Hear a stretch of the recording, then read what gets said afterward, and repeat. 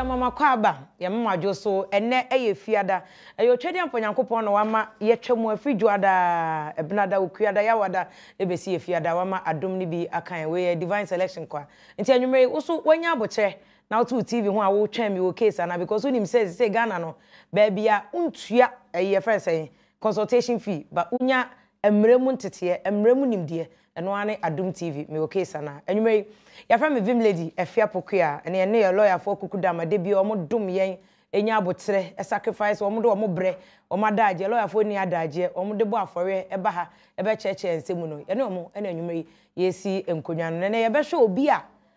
oba wafo oni be me yatna omo hia ya chese singles conference we pe nya asem keto akra chese broni be ka se ne lawyer ono oni mu pass meeting landing for no ni ombrofo anu ai chese odon tentan wan tenten enko ba bia bosuminsia ena ombe no ware na omkotenai na oba no de no abo ne brada dan nti ono ka che be ma se me depend wo so me bo me bra me amesi mi dan de bia no ka che be ma no ampa mo ware na be ma no so odan kakra bia omutu ahom mortgage ene home loans no ne ade yi ankrofo ye omutu ne kakra akra ebo ankrofo pa na oye bi omutu ne kakra akra omo ye kama afa omuti wono mo ano ba na ye se ene ono so no abesi dan to oto na sas ne ade ana be ma na ye se da bi enkonkoton ne de mo no mo fa ntutu ofie ne ma ne ade na mo move no mo kodan kakraka mu a ene be ma na obetumi ayi ehwo no ma wo nkola mienu na oba ne ti ase eche be ma nya big business no mo kwa brocha kotena ho na esa abrocha assistant oba ne jai na adwuma oye ne ha no oye adwuma bank ojai ama one be ma iti afa be ma akọ school ni bia kan ne pay akọ animu ese o waka nko annum obai so gya adwuma se de ba obehwe nkola no wo fie num ne ade e na ono ni sika kakra na ho no ehwe fie na be ma na atumi akọ na anim aye niam akese se omo betena Ghana omo ba ya onim Ghana mema oni omo tena brocha na mba Ghana no mbe hu gas na ene asa kom ice na akire ne kom ne ode enu bebu gas so ana chesa aware ni begu aware ibegu oba ne se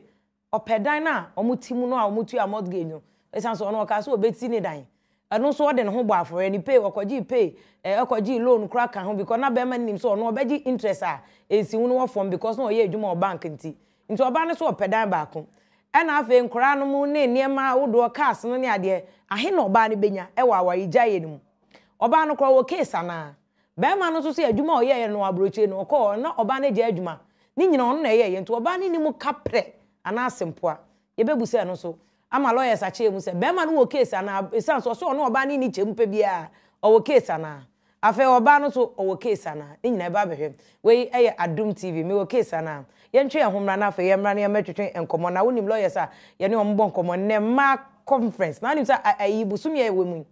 eye busumi ye de ebo emase ye de hye man munyam te ne ma nko a nti wo ya baba wa ne nkofo a ma ya aba ya mo universities ni ade mu kunkum ye sremo mumfa wenye nkranhye na cheche owura na nya akukuduro se emai ubehu omo so omo tumi asua ade aba lawyer fo be kamera wa ha ade nti na wo se be ma so kono ba bi se ne hu sebi o anko kama man I offended me ne hu fun bi na obedi na chi se me kokum ho so aho nti de ntwesi mra ye meto aso me o case ana ni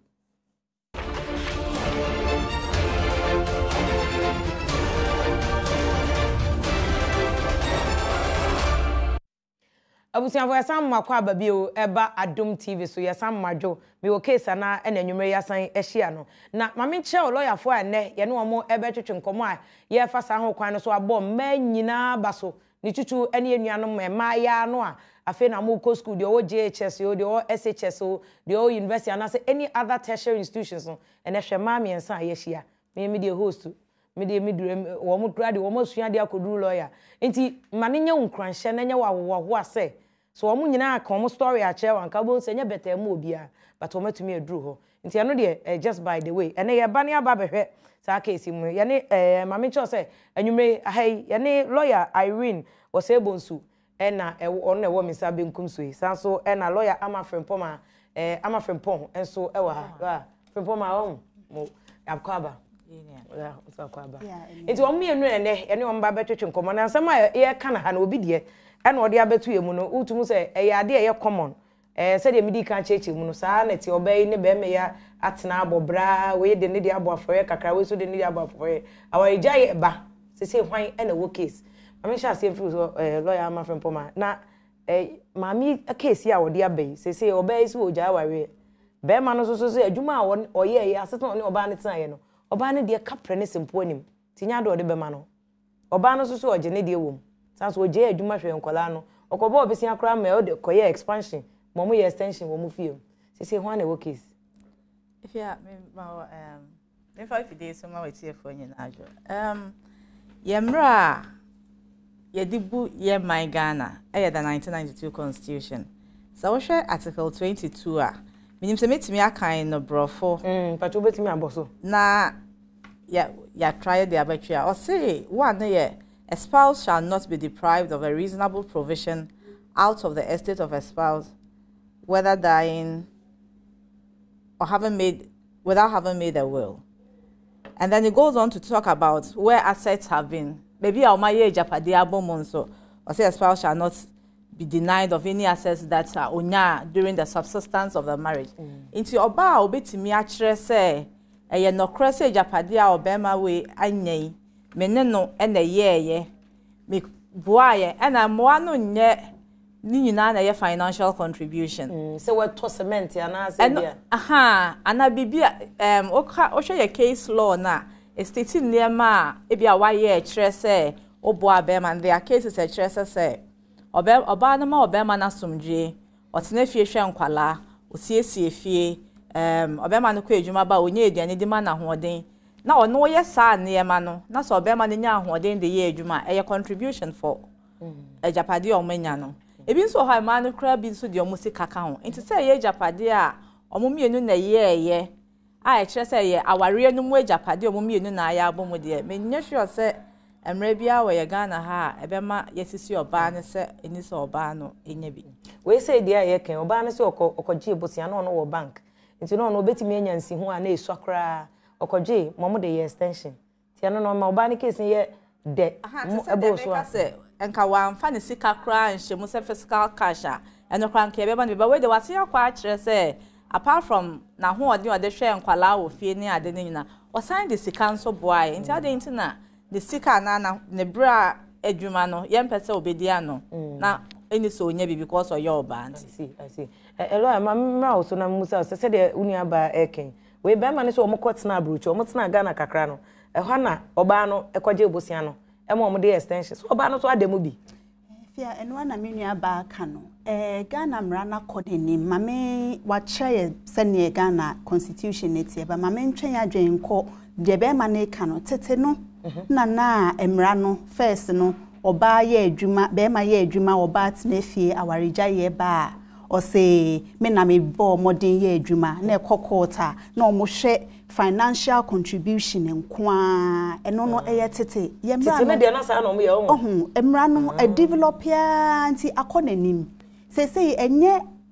sika ahoden nkwa na ye hwe e de che ejapade se enkora tete se bi wo hwe nkora hwa wotena fie se nkora miensa se nan wo sori anopa no nan wo be twa wo ho anu aduane wo be kodwom hwe se ni nyina no se enye sika enkwa na court ne hwe se na emini aka ye no hwe se ye hwe sika ba ye hwe eniema obia adwuma oye se oba no otifie hwe nkora ono so adwuma no cause wantena fie anhwa nkora wo be ma no besidi anya ahoto aye adwuma ba we kra se ne awo kan ye no enye te se otena afie keke okotena abrochi enti na otena afie okoji loan na ode be boae na apart from loan no waboa wo ahwefie ahwekire ana wotumi anya ahoden de aye ejapade we enti ade na ompesa obeche na wama ne bi yemra no enye saa nti oba no wo case wo oba ne wo case de wo bi pa but oba no so say be ma ne baaye no mam musa first class oba no so oja aware o nti o case oba ne be ma ne nka so oja no oba na ne so no se me wa obi o pema efia awareja ye de se munya ko na ukasa wo nware ne biem na court gitum se mu nware biem a ejapade no yenche no ejapade che no enyina de enam so ma awaregya ye ebae debi kra obi ka che me se nka wo a wo case no court se wo pese ogu aware no wo no mum ye ma obi debi enye sa ne mra ne tie ene ete se ye bu asem ne kra na se ye hu se odi fo na we di bem kra na and aware ne de agu awie ejapade che ne eniema no amu ye wo aware ni wa bra aware no edi mu ana gina no sa aware ni nyagu a emfa hu se we ne de awaregya ye baaye ana we ne de court na we si onware biem ene de emfa hu de wa bomodia bre na munyina amanya no ye emra na kire se o se ye che na obi enya ne chefa nti ene de emfa hu nti be ma ne ntumi nka se omukotena brocho wa anya adwuma debi ontumi nkasa akra ontumi nyina so because efia yes okot abrochire tenanti ene ma ne gya adwuma because de wo kan ye ote Ghana na oye adwuma na obo afie o fie kra mo ye extension mo say ono an ekoji loan de koye enti esi den na obeka say omo a o efie no ne chefenim enye sa na mra ne ka ba ma me mo say Ghana ha no say de hatie no ya na mema ne bebe ho a oye adwuma so oba ne tifie kra esem na ono obeto aba entos mema ne bi kra kwa akodwom kodi dwa to banche bodie eniema e de ba enam nti oba no mo shada nya we wo te fa akon wo dia esem na ne pepso da bibia oto de ba nti ano to bema ne ntumi nyina so nye case se ya wo hawari obe mo chop money kra ye to ma o sabe pio to kra ye beto ama ntumi nyina so nkasa if you may you a question and I mean can be even for the Irene kind of also can say they are the case court and nti ama nipa bebre ti aware ase a na homete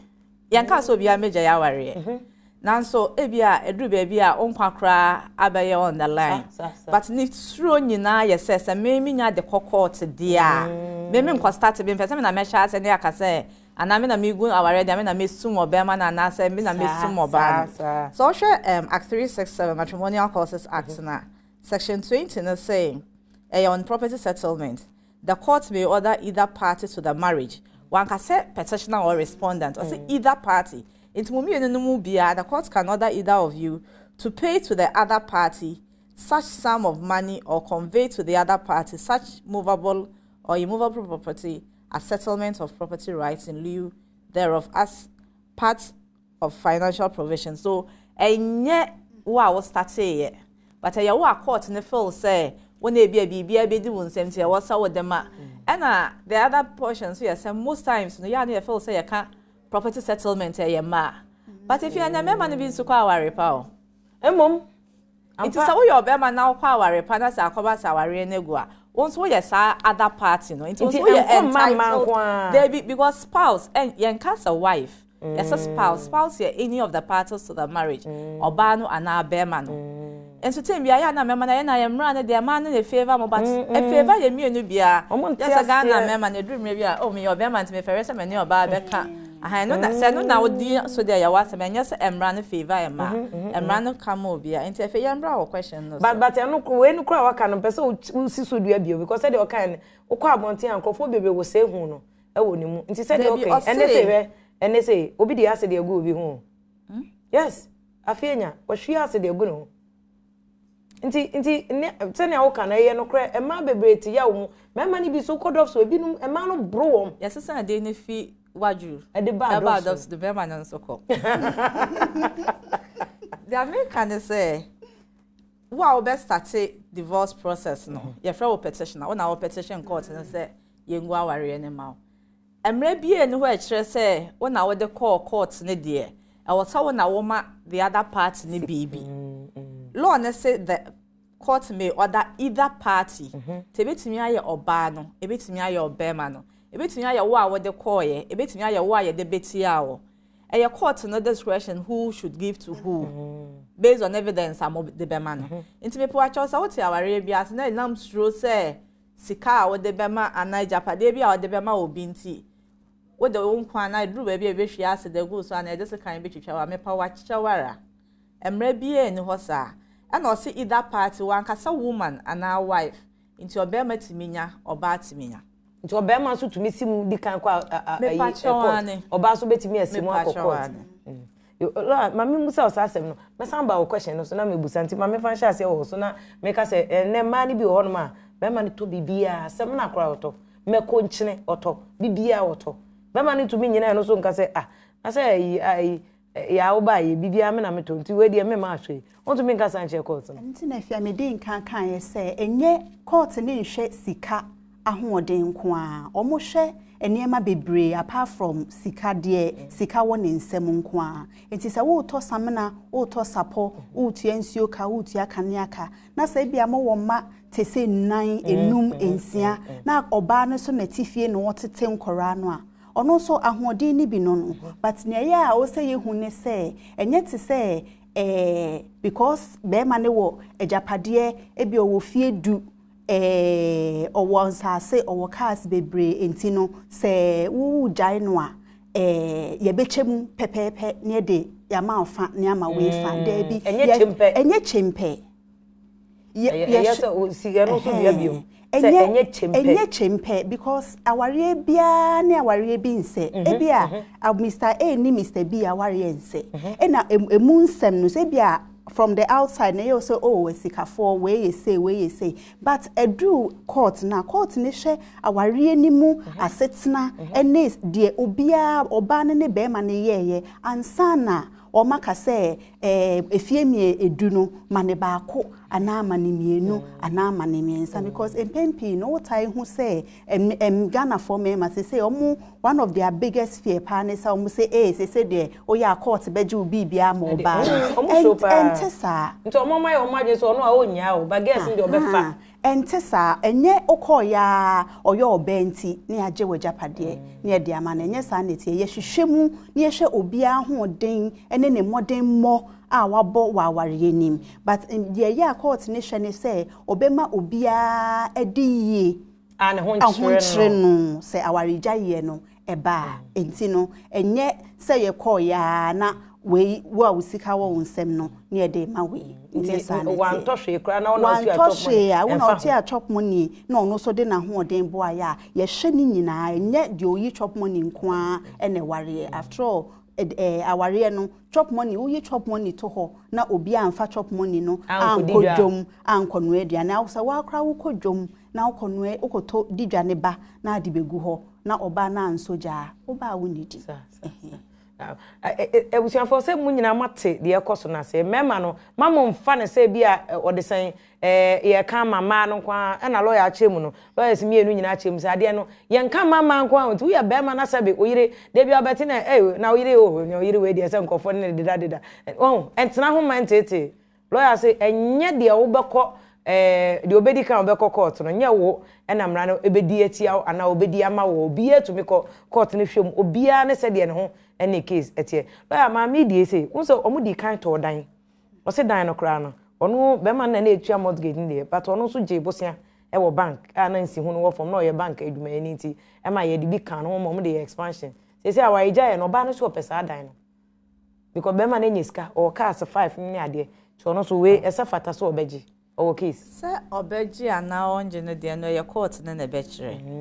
but so o case de ani o case because from the work nyina waja na adwuma ho ebi anka wanya na adwuma ho ankotena abroche na obayo a oye adwuma wo bank enka bai na wakọ na enimu kakra nti so o case ana oni case ne de ani o case obi but say emu de ehe na court no emfama no ana said then the emfama ne de ye at the discretion of the judge based on evidence obia at the about and if you mean ka say property aye ka ho asemi enye obi papa penyi bi a wenya 60 na wabo ne bra nya na japade egu ha na obeware no na after 3 years owu a wo se na japade a wenya nyina constitution no say si hoduan si ho so mami bi o se papa bet ni we bi a we di be wabo ne bra wie ne na yire penyi bi a wo ne ma wie na bi a na yire na wu agya no abefa o say the property abunya during the subsistence of the marriage. Subsistence in patroche sabo for aware no nti samo ware mfie miense no majapade amunya aye no eno na ye chemu eno wasem na ye kan o sa nti na chese bia se papa no be ware wo no wo sini dan dada o ye ne factory toto ne cars dada nti wo be ware wo mfie miense ni mu no wan tohwe ya na bia pen bi eno toto ya eno ne ye be kan wasem eno ne ye be kan wasem bi wo ho a mfie miense no mu na mokoye bibi wo edan ana ejapade bi a waya asade kro na amoye ye na substantial kakra ye betimi de agba no nkyese na ejapade a owo dada nyina no ye de beka enema e wo se ye ka ho asem no ho I see. Na se wasi dan na ebi adan no wo mo so na wo be ware no na wo ne nyina ye adwuma boss nti to de bi kra bi a workers osoko na kwahwe wo mo so no so e nti e be hwe contribution na mo ye ka efie no ho after wo ware ye dey ahwe say based on sa contribution no wo ye deserving of what percentage of it yeah fa edan foundation ne eyi ne na say no nye aware no mfiti ase no nim sa o lawyer no nkan aware bi pa cho ye nkan the article 22(3) no pa cho kan ma ye ne biemo wo nkofo nim sa de Ghana ha de se bi no kwa so mo ware onti ono be wo obehwe ne ba ko sa mra we nti omusuro pa o say when you article there na okay 22(3)(d and we the article why of the 1992 constitution so our year na say mbom Ghana constitution our year say mbom o say assets which were jointly acquired the mujibo mo enti e kire say ebi nso ha enye mo nyina na mo ye because social article 18 no ka say obi are entitled to own a property on his or her own enti ebetimi abasa wo ye oba ne obema ware for no mo nyina matna say the oba ne di kan ka say me meja part me ankasa mesimi dan enti nyina mfiti ase na ye nim say dan na me isi na ye me nko ame de ya ye nkoji aware ma won ka say ye aware ne japade eno ne ye me nko ame de enti but there will me no maka bomu a my all jointly no eno na ye de court mra evidence ya may be determine say contribution to it you're saying we contribution you're saying you dey decide see lawyer mama na wase lawyer am afempo no lawyer I will no say bosu say eto de bi ama na aba no ye nyina so say obi ani ayede ho ti obi ana ope no watututu kakra no apa asase bi say wo oba no so na wato wasase dada e bia wo salon wato wasase esu salon ana wa bia de pam bia wo pam ade kra kakra ma wa wo homoden eno so court emfa meka ho ena efia sana menu aba kan ye no se wato wasase dada wa ye wo bi kakra dada ansana okwa aware nimu a again say aware gya ye ninya ba court ni be hwe se wo bia wo to asase no to ho no uja to ho be ma no ware ne na be ma de ni sikasi ya na so ne de ni sikasi ye wo so na to asase ne de be no so aboa wo ama wasidan nti no no emra ne nhwe no saa monko asa wato wasase da ho dada ena wo ware no mo san koto foforo ena wo ni seed de mutim no ba wa wo de ne de wa wo sika ena wo di si nkakra eno no you can prove say eye wa wo de abema no ne takunim ne sempo anim because if you as me nearby can also read the article from the constitution but we share matrimonial causes act in so section 20 no say the court may order either party to the marriage to pay to the other party such sum of money or convey to the other party such movable or immovable property as settlement of property rights or in lieu thereof or as part of financial provision but the person studio say as the court thinks just and equitable enti the omushe ni nyina de efata ena omoche enti nyete so call ya o mihia no na mato asase dada enti no edan ni bi obo ame na misi me dan si so no mato asase ni enti no ni die nim enye sa enti say so oba no because e man ni bi so ebo homodin say oba na abeye yie na be ma ni hwia court beje oba no ama be ma no efia you say either party to a marriage and na court nyi oba bi die ma be ma bi na me ma na komanto e me ma ne o say society no ye to say ye obema on say fititinya o papa nom ye nia mema no mo ne ko ye adwuma ba nei na che say ye bia hwe na che say ye recognize say we also bring a lot on the table enti ye mema no so wo te say be ma bi kra je ne yire japade wo kota unia ba kra be di watem wo hu be ye ne ferie enti enye te say emra ne di mama mema no Mosha, muso betimi akokot. Maybe it will be a really good case study. Say, be maybe so the yiri well. I say either party to a marriage. And can say a wife in a matrimonial home. One. Inti me man so almost kwa. Ni o say na almost a fatal one. Court ne so beji amawo. Ebusuafo uguso a wo hwe Adom TV me o case ana nene nkomo na ye de ememe yi so mo hu semra no say judges no omo yen ni mu o omo de omo se kan etwa anufanu se de bible yakopon se na asem no etwa ha no saa na tienti mo be ma bi nya kukudo kokot unu obe ya tena wo ba ye na oni hwe na ni nyina bie restaurant chop ba ade ya be ye kase mama chichem na oba no kwan so obeji because oyo oba enti na wo ma obi nko court ne mfanye case ye ntwe ye homra ne meto aso ne nhwe ensem aka na fe o question bi a wo bia ye be bia homa na tum so obusa lawyers mo manya abochira kire omu na wesu ye behwe se bi oba bi ka be ma na ko wo bia bi so a eno so ye che japade na akra ne benye bia na ye ba sisi a me o case na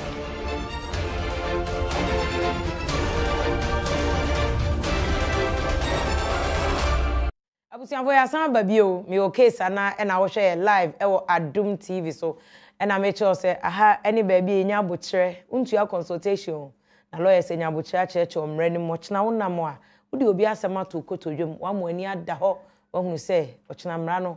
wodo ho twere mra no enyamu ayi efapem a oso ebeboa na yenko oban ni okunu ho asemi ne se de ebeka ho asem na unse ye ebeko break no na ye kase ya na mema na so omo de mra no omo yam se na mra de di mama no kwa na di mama no kwa no mayi omo ni ya to free na lawyer say mema ni bidibi akọ na cheche mu be ma bi a wonya akukuduro di akọ na oba bi di na akọ na yetumi aka bi ama no oh mema na de ko some and we say start me ka say you free wajuba adults no crime mema for report say you bro in that same vein the mema no so be the case me can see our law school there's this popular joke of law students be okofa makola mami penyin Ghana ma mo sikapa ampa makola no makola man nti obi to say na chese no ko ye say our ye ba say obema no ye entitled to contribution or ye wa wari nti say japade no dos wono so nya bi nti mema no edeko and ebe hwehwe se be brains betimi start de akọ omo benya ene mo fan koma ye nya bi nka na anya se one side don ye nka mama no kwa ho la o se bonsu na ye kan bibi se be ma no ade ba ko ka che court ni se ya na ire nti se o se kwaji loan na ye mfanye extension we anya contract bia no no ye ma ko gina court akoka che court na lo judge wona me ye nhye se me kwaji bosia na o se bibi ene wontu oba no tumi nyina no so nkodi nkonkonsan kire court se wona ne ye nhye bia sa Efia aware na kra no ye ka say marriage a social contract. Aware na kra no is a contract in itself. But yeah court in pempi omo ka say the ordinary incidents of commerce to say oni obi koye business mo be spell out bibia na matro no masensan ho nkrata no. The ordinary business of incidents of commerce no it has no place ewa awariem se woni oba akotena ache se bibia mo besensan ho nkrata anti mintumi ne obi nkoya awaye nka se bra ye tena se aware mfie mienu beto ka amame fie mienu no beto we amame obema maduane obesi da amame mintumi nya sa enne nya aware na mo ware no because aware there na I want to think say sebi obi ankwa aware say mfie mienu mikojae obi ye plan yo. Oh, really? If yeah, it's our it's a social contract. Enti sebe mano even though on your banning na say ensin sign enkrata bia no our no by senior mutna se ka so me ware for better for worse and now call nebusian for ho den sankra koya oni oba no mo wa pam ma enti no untumi nka say chinchina because krata bia untumi nkopoli our marriage certificate now itself no it's proof enough say this is a social contract and the immediate make kind to say the ordinary incidents of commerce to say everyday business na make ofa cement mienu all the 10 Ghana cedis beba enya sa na aware tie enti no say ye ka aware sem na ye hwe ye nya ne frenchim sa enya sa enemra no ehwe no kra enti be ma no ka say one ni contract bia no one no be ma no oni case or me oba ne wo contract pa aware no ware no na no contract no sign ne wanwe hu ye wanwe hu ye ka sure be ma ne say enya contract na ye tro anya contract na ye tro your oral agreement ye binding it's enya ni nyina na just ye depend if part of the signature account na no be dey hu say oni pa no ze me ni uni contract circumstances surrounding the be mo hu say contract and as enya contract na we your contract Enti e wo contract e obetime na obi ade ma no aye. Ani, I be ye binding on mummy and na mo ye me. Enti lawyer say bia say me frɛ na me ka so lawyer if ya da bia pese obeye me case ana. Me no wan sign contract bia. Na say if ya da bia ugina de maka no so na wo ba e contract. Me sure na say me ba na wa ampa me a eto aso after some time e contract. Enti nyeni nyina na ohia so the agreement na ye the paper to so true. Ye oral agreement e binding. I see. And then na minim kra se ehun etisa mpacho nim se wo hwe ayi TV na hwe screen so wo bon se number bi ho bibi a che wadwene na wo situation bi se ama obetimi afre na wo de wasem no ato lawyers anim no mo so manya boche a chechi o mama onim se me wo case na de wonti ene etia na lawyers unya omo nya bimre sa e ma omo sua de akoduru na wo law school no be wie kra no na wo tiri ho afa tutu ahun na afa tutu de den no na ma besia sei na unim se na medi kan no busumi international women's day 8 no ene celebrate wo kuada nenne so won se de ma bom homode mo good ayi nti ma ya no mesrem a asem won se maka no bempre no mani abrepa university for no na so boy bi show ko se hwe lawyers yetia o ga so mo de o manya no bete no ma betena ho o ka so o manya no bete enso hwe se o manya akukuduro ne o mo tia o mo kasa nya akukuduro na fa eno to ho fo se ene wan ko sen wo ho na wa de be man dog na fe na mema na papa na beba so ati ase nti dog no nya abuche na so wa be ye se lawyers wa betena ha na fe otumi aboya me nya ensem no yenko lawyer na wo kan bibi fa wo de sen emra no ho ba mama musa se ensem we ya kan nyina ya ware ya koye no court dem ana sorry dem eno nko ana emra we ebe boa wa ma court no adi ni se de mo kan yi ana se fia ware no so ana nkramofo de na se o ti se kramoni ba bi ono ye so si ni kunu omo ye nkramofo mra de but owie no de kokoshe court de ase afa be ma ne ti afa ni wanya foforo pe no se hwe aha ne he oba no ko ye twa ba ko nim se ye court de ni bi nti emu de he na sa mra ye mo kan efo aso yi efe ya aware a ye tumu se aware ye de ya ye wo fie de ye de ye nkramofo mra ye de akosan wo court de aye wa sorry dem emu bia samra we ekano basa woni obi atena enfie donu mienu na mawo miensa na wonye wo ho ade no eno pasho David sesie enya ware bia be woni na tena be 20 years mawo mo makra 33 years na se wanye wo ho ade anware wa ye twen se on be pass spousal property bill no de cohabitation na ebeba be traditional marriage beba but until then say ya ye wo hoi de ye kan ware a abusuya mienu na tena se wo fiaje ya fa ye nkramo kwan so age ana ya kwa asori de makoye ya ko sign no registrar general ana sa ware no pato efia ware na ye ho ade no so betimi akokota makota ya ware o minim sana ye nkofo wo fie ndi omo me pa sure de bi no so ya ware ano so betimi de akokota ya ware no efie de na ya ware minim sa nti efie de no ko betimi de akokota makota di ni sei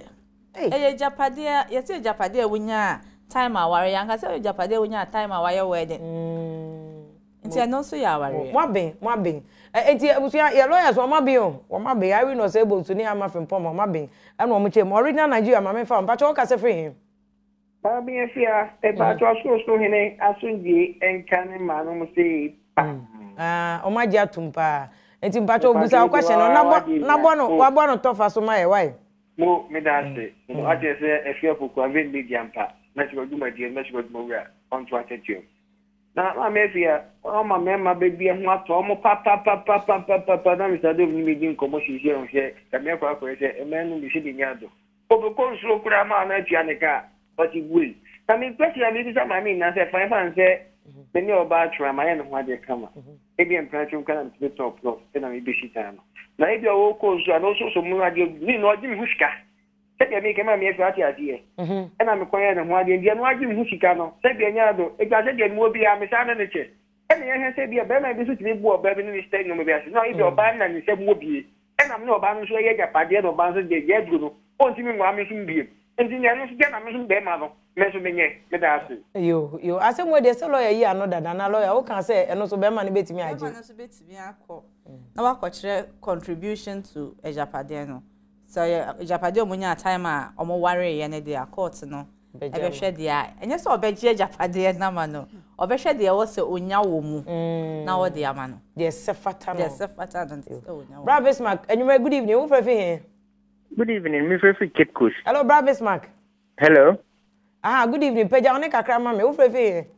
me free Cape Coast mbacho buza question no ba peja one kakra ma me nte kra okay me ba traffic there me nte enko ekra hello hello mbacho kasa Because masem no ni say financial institution bi Bra Bismarck ento nka from the year 2014 na if 2014 na some no court na court minimum from here or my delays from 2014 so date yanke ho hwe ai Bra Bismarck wa say me de wan hwe a wo de ye be kwa tugu ba ni me yesre wada ye nuru ho ai asem no court wa yenka ho asem nti we wo stress yenko kan bi mpacho minuru ba bia ohu ene kwa minya aduane papa bia nche da ni na ode me kwa tugu ba ni mu se de okra kodu on za na no ho popo mesre wada why nti mfa me kwa tugu ba ni mesro no na nka mko pese chief justice mu ya leadership mesre wa he ni ba minuru ba bia abrewa mpacho good evening Vem mpacho boko de ma me ho odin papa na na de me ho te Ghana for ma mo ho fe papa so on say o mema na ne lawyer can bi ma mo za mo frefre oba bi an fre Tell me show benkum na me show nifa na me show mfimfin a mama TV no so aye pa enti ya ka kire o mama no so o musu nya akukuduro nsua de o musu betumi aduro so why sa ma me na oni me hawa na me de nam boso mam ne bra ba ku ekosi sa edan a yisima obi etenam yi bi ni sinema tenema tete bi ana otie no ni nipa ne trans ye ho yihye nyina no ebo a wode ma no ekosi never until 11 years odi 6 years e ko pepe if you run sa frɛ na wo sisi via de dan no watum na watum mu no wo sha tie free sa time na mi bi ta sɛ e wo sɛ if you run twɛn ema 11 years na mo ye ne swan san na watuma na sɛ 6 years na time na o say ne nso ye no obetumi atum masema na me chia bubu asefo nyina yo bubu asefo beti lawyer be you de no ano lawyer say bonso be you de no me first time against this am again pacho good evening pacho ka say free here pacho ka say kumase pacho busa wa sem no mam pacho ma tamran say mini papi amene no etifi awari ma ni no mi na wa yo mo ho ade ya hu de ya hu ya so wa fa ya ba ko kaifo wa bla ba ko no anto mo hwe na odi kan ye de wale na tue no ho ade anfa na okoye de wale no foforo no ho ade nti e ma no koye de wale no foforo no ho ade okoye no wedding nti mi bikase so wo ejapade bia so betumi acha mu mi enu ana se ebe ko ba ko ho wakoye wedding no ebetwa de ono ye no wedding sister magi ti answer no why elo sister magi de ya okay ya no o say na papa ne wo ma ye efia ware e na wakoye ba ko wedding wedding no enya ware me hu eni nyina so because wedding no unse efia ware no one of the incidents ne say potentially polygamous as in se be ma no yo ofia de obetimi aware bia ka ho but asori dem aware ana wedding aware ne de eno no o ware ba ko a eno ano no basa wo wo ire no mienu na wunyae ba ko untumi enko enkasa mekoye wedding se ye wedding ne pin bomu free anopa kopima nwemre ma de echenkra no a emre mu no enya ware wedding nimu enti se onyae oba baako ema sa ware ni nwuye ansana de aka no wakoye ne wedding na sa wedding no emre mu no enya ware ayenyi but efia ware de ankomu mienu nyina omoye se efia ware de a no ware se mienu se miensa no yo mu nyina ho ade pepepa omu nyina ma mienu se miensa no omu nyina omo ye yere no na eba na ejapade echemu a enwa na ye de bema no ye be che no se de say na emo oyire no miensa ye be che depending on ejapade no ye be che ama say ye yire aware ya gia to mu yi na wo ye omunyina ho ade ma omabusiafo say ne mra ne sia ye be che ama aso obi aso but say wo yire ne ba ko ana mienu te baabi na wakofa oba foforo say makoye wedding na sa wedding ne kra enye awa enye mra mu no me who say ne menka is void aha aware ne kra ama ase de ensi kra obi awan wato party bi aha sanity nti ejapade de ye mfa ho say we na waye no wedding court no hwe ho kra so nyina ye fia waye because wa ware yo mu nyina efie mu ware mu ne de still no efie ware mu no ye oye ne yire but wedding ne de enimu enti no omo beche ni se ne ye beche se se de nka owa mienu miensa ye beche but ye nka say waye we wedding wo ye nya wedding ti ye gi ni nyina ama de oye we because wedding ne kra no de ya describe no enimu ewo mremu ani oguso a wo hwe Adom TV na yesua ne ma omo asua ne ma bebre kra ba ma menka o say ye ka nyina manso wo betwe wojapade de o say wo gibi na wotumi edibi ansa na obewu a wawu akọ because we are see the me anam kan life no e short o short nti bomode aso be ko top herbal clinic no akọ ye ho adu because what dey o good eyi mfidi akese o makofa de abebe hwehwe ba bia hye ba bia yare no wo nti typhoid wo hwe ye na no ye eyi kidney na doctor ba ko kan say typhoid no kwa wan treat ni ya ebetimi ama kidney o kan Adom nti ye hwe ni ye pa ko top herbal clinic akọ ye ho adu yare ni ye sa ye ntu ase kra ma top herbal clinic na obenya sa ayaresa no fibroid odien o ma chese bibia bomodien anakoye na ase fibroid ni bi so jema ni bia bo so behwe na obi nam na wawe ho no chese de bia no otete ko top herbal clinic na enye ho aduru wate na etumi abo lo yemfa yensem a etwato emmo no tofa because asemi ase yaka but ansa na no pacho asemi awunu aba kan na mpese o ka ho bi se wo mienu nyina ye fia ware se de na sister magi kenya ye che japade na obi abenya ne bi on se japade sama ye kan ne ye time a we jaya ware nti menyi ni se bi e ma mienu ana me se de nyina be kokko se ye jaya be fadabo nti se ye time a wo jaya ware a wo de a wa contribute to japade no na ye be se ye be yi ama but se ye time a obema na free mu a wenja wela and a spouse no you become me and say na abom na de come spouse na yakwa ma so what the American as say so be ma na wu no anya wela you be use PNDC law 111 and yes spouse no nya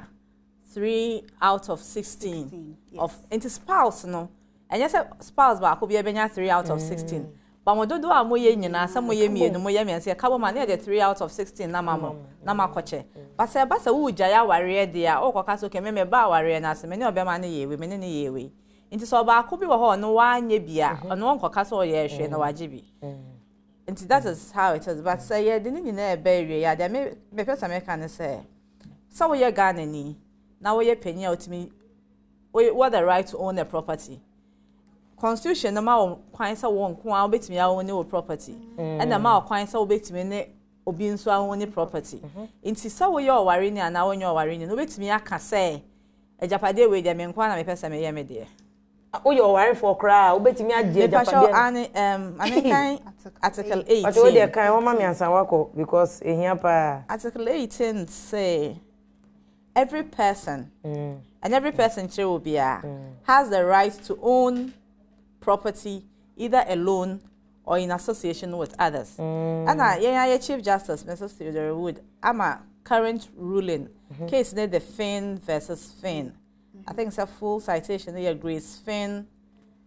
I mentioned here. Grace Finn versus Stephen Finn and another. On my judgment, no, on 12 February 2014. It's the latest on the matrimonial cases. Or say, obetimi approve say even though na ya ware na so japade we de me nko na me ye ya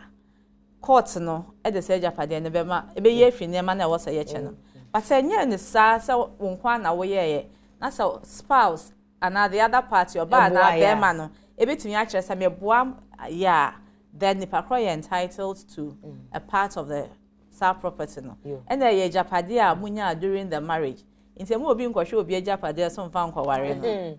yo ampa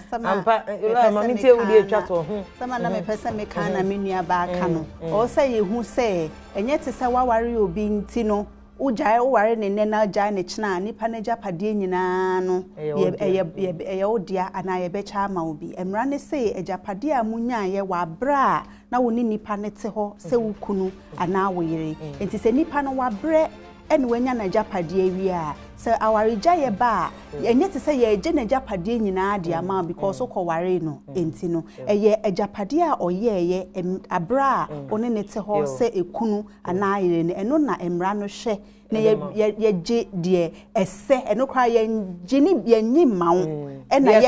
aha ne ese na efata ne de ma ye bre na so ye da se bebre lawyer Irene Osebosu ena ebeboa oni ni nuaba amafrempoma ye na masi production team ni ade ye researcher Michael Apabila Yakopon Sharpa obi a wabro e bia social media nom ni ade nyina ye da masi Yakopon ye adom a next week ebesan Asia ye fra me afia pokua eba mu nyina mo ene